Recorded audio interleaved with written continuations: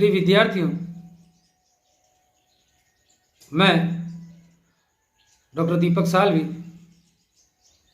Assistant professor in drawing and painting eight government college Sagwara,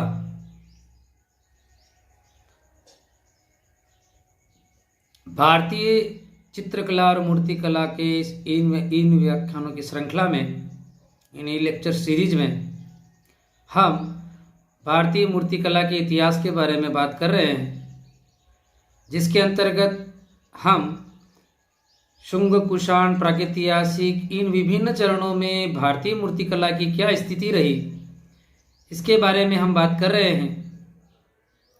तो पिछले ई व्याख्यान की श्रृंखला को, पिछले ई व्याख्यान के पाठ्यक्रम को हम आगे बढ़ाते हुए पाठ्यक्रमानुसार भारतीय मूर्तिकला के इतिहास में, इससे पहले के ई व्याख्यान में मैंने भरूच का स्तूप के बारे में बात बताई थी, भरूच की स्तूप की स्थिति के बारे में बात बताई थी, अमरावती के स्तूप के बारे में बात बताई थी कि अमरावती का स्तूप में कहाँ स्थित है, क्या है, इसमें क्या नहीं है, और अमरावती जो शिल्प है उसके बेसिक जानकारियाँ मैंने और अच्छी तरीके से जानकारियाँ साझा की थी आप लोगों से। अब शुंग कुषाण काल में इसी अमरावती स्तूप के हम कुछ उदाहरणों के बारे में बात करेंगे कि अमरावती शिल्प के प्रमुख उदाहरण कौन कौन से हैं।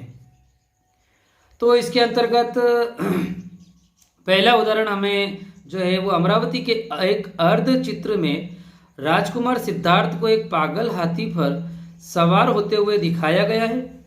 नगर के एक दृश्य में लोग घबरा कर इधर उधर भागते हुए दिखाए गए हैं। लोगों के चेहरों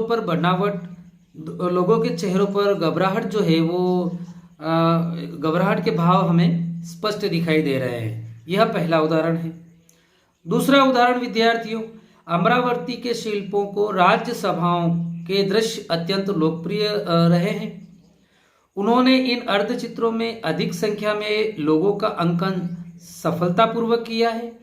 इनमें कहीं नृत्य तो कहीं रनिवास के दृश्यों को शिलांकित किया गया है। अमरावती में नागों की पूजा के दृश्य भी आंके गए हैं। कहीं पर बुद्ध को नाग के ऊपर बैठे दिखाया गया है और राज परिवार के लोगों को उसकी उपासना करते हुए बताया गया है। अमरावती में बुद्ध की बड़ी बड़ी आदमकद मूर्तियां भी मिली हैं, जिसमें दो बुद्ध की एक साथ बनाई गई मूर्तियां भी हैं। इसमें एक मूर्ति का मुख नष्ट प्राय हो गया है, जिसके नीचे तक एक लंबा वस्त्र धारण किया गया है। नीचे चुन्नटे मतलब लहर सलवटे बनाई गई हैं, सनवटे भी बनाई गई हैं। अमरावती के शिल्प में चक्र पूजा व चरण चिन्हों की पूजा के दृश्य भी आंके गए हैं, जिनके आगे स्त्री व पुरुषों को नतमस्तक दिखाया गया है। कोई स्त्री हाथ जोड़े तो कोई स्त्री झुकी हुई है। इन्हें अत्यंत लचकदार बनाया गया है। अमरावती के शिल्पों का जो है वो प्रमुख केंद्र बिंदु जो है मनुष्याकृति थी, और मनुष्याकृतियों को उसने सुंदर व सुडौल आंका गया है, जो भारीपन लिए हुए नहीं है। सांची की कला में जो विदेशी तत्व व अभिप्राय दिखाई देते हैं, अमरावती का शिल्प ज्ञान विदेशी प्रभाव से पूर्णतया मुक्त दिखाई देता है। अमरावती के शिल्प में हमें उसी भक्ति भावना की झलक दिखाई देती है जो भारतीय कला की प्राण कहलाती है, और आगे चलकर जिसका पूर्ण विकसित रूप हमें गुप्तकालीन मथुरा और सारनाथ की प्रतिमाओं में पल्लवित होता दिखाई देता है। अमरावती कला की विशेषताएं। प्रबल गतिशीलता पहला बिंदु है। अमरावती कला की प्रमुख विशेषता प्रबल गतिशीलता है। बुद्ध कथाओं के प्रदर्शन व ढंग भी आकृतियों की रचना की दृष्टि से गांधार तथा मथुरा की अपेक्षा जटिल है। शिल्पों में प्रबल गतिशीलता पाई जाती है, जो कभी कभी तो उन्माद की अवस्था तक पहुंच जाती है। दूसरा है नाटकीय प्रभाव। यह इसकी दूसरी प्रमुख विशेषता है। एक दृश्य में नीलगिरी हाथी मदमस्त होकर भाग रहा है, तो एक ओर डर कर भागती हुई भीड़, दूसरी ओर हाथी के सामने और शांत भाव से बुद्ध और उनके शिष्य खड़े हैं। उनके चेहरों पर भय का लेश मात्र, मतलब कुछ भी भय का कुछ उन्हें प्रभाव नहीं पड़ रहा है। इस शिल्प को देखने पर ऐसा प्रतीत होता है मानो हम कोई नाटक या अभिनय देख रहे हैं। आकृतियों का लंबापन। अमरावती की वेदिका की ऊंचाई 14-15 फीट है, जिससे बड़ी बड़ी मूर्तियों को बनाने का स्थान मिल गया है। ये मूर्तियां सामान्यतः खड़ी मुद्रा में हैं, जिनकी ऊंचाई लगभग 6 फीट है, जिनमें गंभीरता, उदासी तथा वैराग्य आदि भावों का खूबसूरती से अंकन किया गया है। वहीं मथुरा व सांची या भरूच में आकृतियां अपेक्षाकृत बहुत छोटी है। आकृतियों में त्रिभंगपन। अमरावती की आकृतियों में लंबेपन की अधिकता के कारण उनमें त्रिभंग की स्थिति ज्यादा स्पष्ट दिखाई देती है। विशेषकर नर्तकियों की आकृतियों में जो लचीलेपन में प्राय त्रिभंग रहती है। नेक्स्ट है गहरापन। चूंकि अमरावती का स्तूप संगमरमर का बना हुआ है, इसलिए यहाँ के शिल्प में अधिक अलंकारिकता, बारीकी एवं शिल्प में अर्धवृत्ताकार उभार दिया गया है, जिसके लिए सभी आकृतियां फलकों में गहरी खोदी गई है। भरूच की भांति अंकन हल्का और छिछला न होकर उभरा हुआ है। अमरावती कला की यह सभी विशेषताएं मिलकर एक जटिल प्रभाव उत्पन्न करती है। यहाँ की कला में जीवन का अपूर्व उल्लास, आनंदमय उपभोग व उसके शिल्प में सौंदर्य प्रस्फुटित होता है। आपका नेक्स्ट कुषाण काल में हम आगे बढ़ते हैं, तो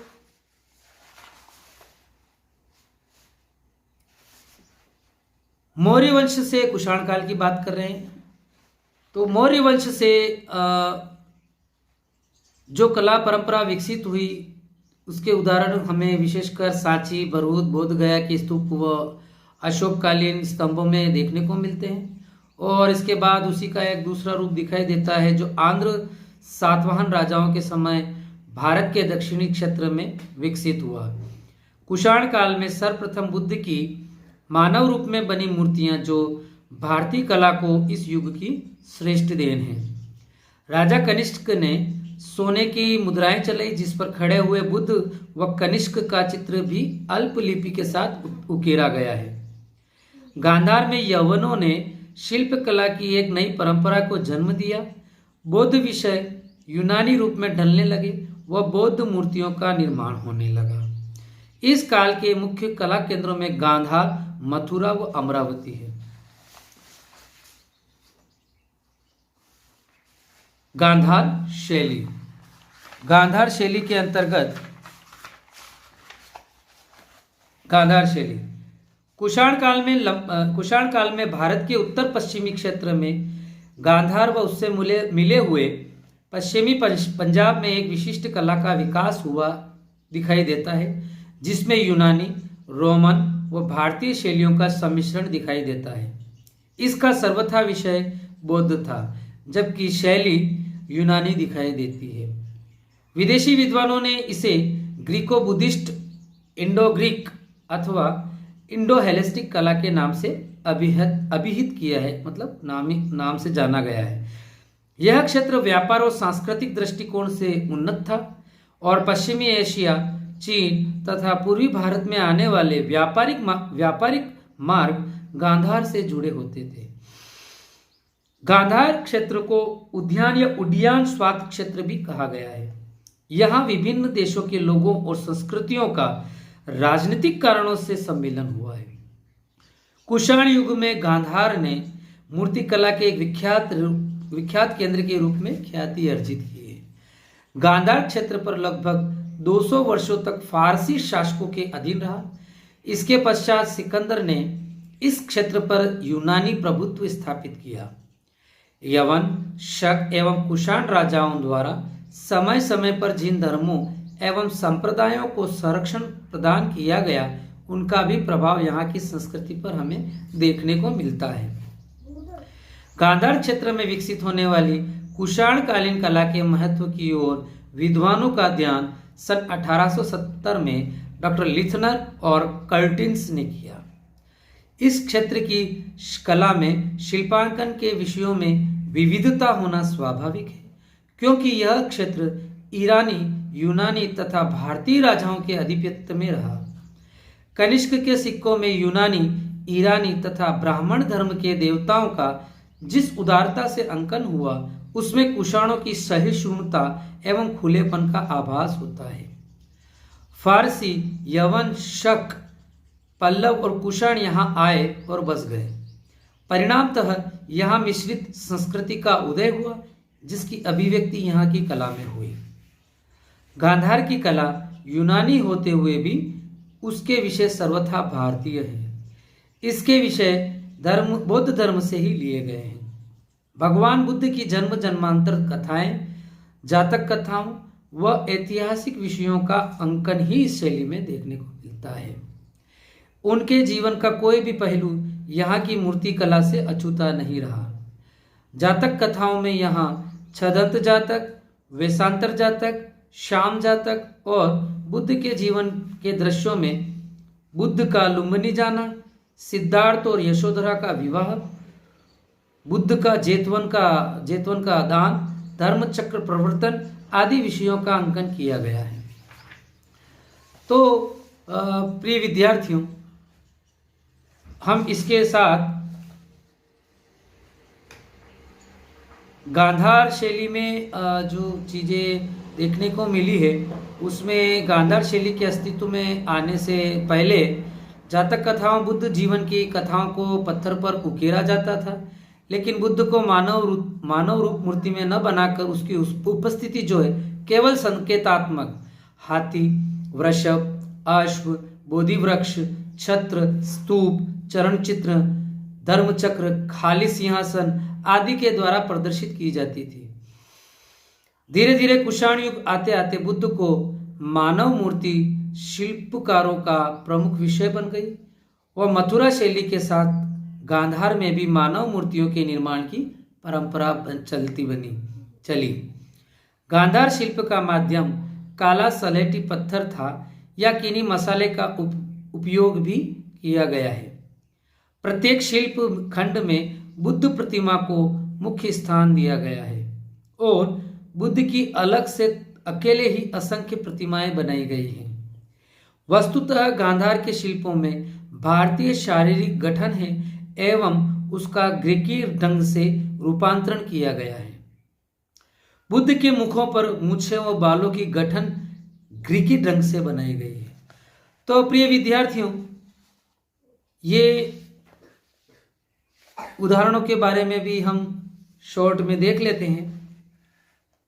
सिद्धार्थ का निष्क्रमण का दृश्य। कोलकाता संग्रहालय के एक मूर्ति फलक में सिद्धार्थ राजकुमार की भांति घोड़े पर बैठकर जा रहे हैं। मुख के पीछे प्रभामंडल भी है। उनके सिर पर लट्टूदार पगड़ी बनाई गई है। देवों ने घोड़ों के खुरों को अपने हाथों से साधा हुआ है। देवों को छोटे छोटे आकारों में बनाया गया है और सिर पर घुंघराले केश है। गांधार शिल्प में कुबेर व हरिति की प्रतिमाएं मिली हैं। तखवे वाही की खुदाई में कुबेर व हरिति की एक ही आसन पर साथ साथ बैठे हुए मूर्ति फलक प्राप्त हुआ है। कुबेर का शरीर मांसल और पेट बहुत ही स्थूल दिखाया गया है। उनके समीप ही हरिति अपनी गोद में शिशु को लिए हुए बैठी है। उनके आसपास 3 बालक बनाए गए हैं। बुद्ध जन्म के दृश्य में माया देवी शाल वृक्ष की डाल पकड़े हुए है। समीप ही प्रभावती देवी भी खड़ी है। देवराज वस्त्र पकड़े हुए शिशु सिद्धार्थ को अपने हाथों में ले रहे हैं। उनके पीछे ब्रह्मा खड़े हैं। नेक्स्ट है, हालांकि गांधार शिल्प में बुद्ध को मांसल व बलिष्ठ व मांसल दिखाया गया है, परंतु पेशावर संग्रहालय में तपस्वी गौतम बुद्ध की एक मूर्ति संग्रहित है, जिसमें उनका शरीर हड्डियों के ढांचे के समान दिखाया गया है। उनकी आंखें गड्ढे में धंस गई है। शरीर और चेहरे पर सिकुड़े नहीं पड़ गई है। वह किसी नरकंकाल के समान दिखाई देते हैं। तो प्रिय विद्यार्थियों, हमने आज इसी लेक्चर में गांधार के बारे में पढ़ा, मूर्तिकला की विशेषताओं के बारे में पढ़ा, अमरावती मूर्ति शिल्पों के उदाहरणों के बारे में पढ़ा। तो इसी प्रकार हम इन ई व्याख्यानों में भारतीय मूर्तिकला का अध्ययन कर रहे हैं और आप अपनी सबमिशन फाइल को भी समय पर पूर्ण करें, इसी की आशा के साथ में थैंक यू वेरी मच।